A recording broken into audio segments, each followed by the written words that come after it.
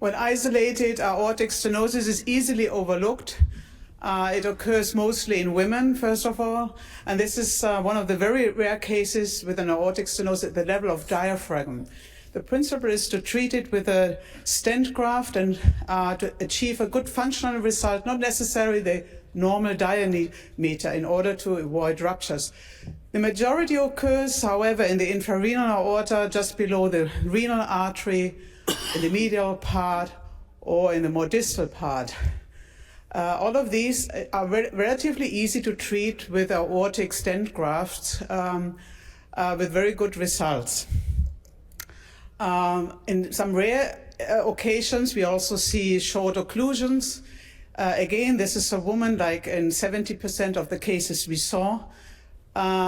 In this case, we had to come with a transbrachial approach and bring the wire through and snare the wire down to the femoral artery, and after predilation, implant B-graft or aortic stent graft.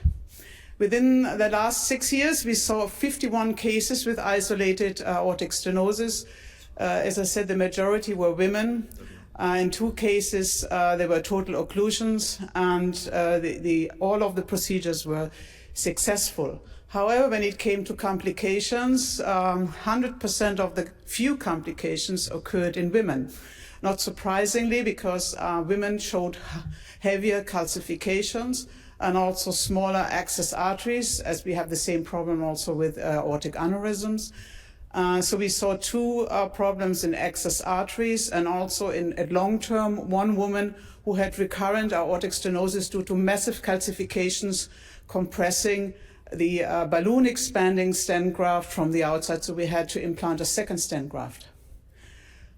In addition to those isolated aortic stenosis, we saw in the same time frame of 6 years, 7 consecutive cases of involvement of the visceral segment with coral reef aorta, and all these cases were women only.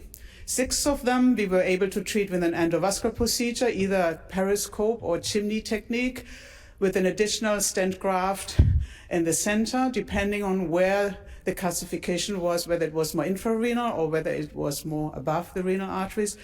But 1 case we had to send for open surgery.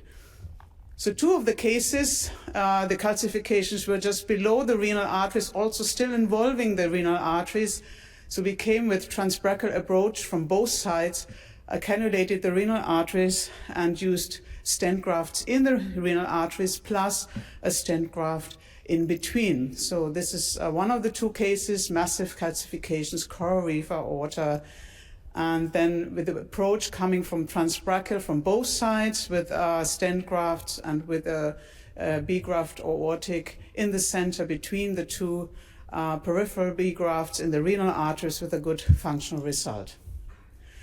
In another case, both superior mesenteric artery and celiac trunk were already occluded. And in that case, we were able to come from the transfemoral approach, like in a periscope technique, and cannulating both renal arteries, and from the other side with the aortic stent graft. This is the CTA of the patient. You can see the massive calcifications, typical for these patients who are heavy smokers and plus also have often lipid problems. So in this case, we came with a transbrachial approach. It was not possible. We were able to pass the calcifications. There was a 70 millimeter mercury gradient. And we then came from below with into the renal arteries with stent grafts and placed the B-graft aortic with a very good result. In some cases, you cannot use a covered stent. Like in this case, there was already a stent in place in the renal artery. So we came with a transbrachial approach, cannulated the other renal artery, and placed an open cell, an open stent with self-expanding with high radial force, and placed it over the renal artery, and achieved also in that case a good result with the renal artery still perfused.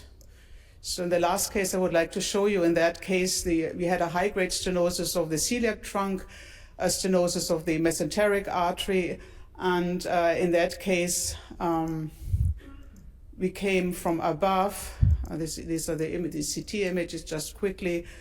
We were able to cannulate the mesenteric artery, placed in a covered stent, and an open self-expanding stent, again with a high radial force, with a transfemoral approach in order to preserve the flow which was still in the celiac trunk. And so we also achieved here a good result. I don't have time now to show you that one case we had to send for surgery. In that case, it was just impossible to reach the visceral and the renal arteries due to the massive calcification, so we had to send that one patient for surgery. Thank you very much.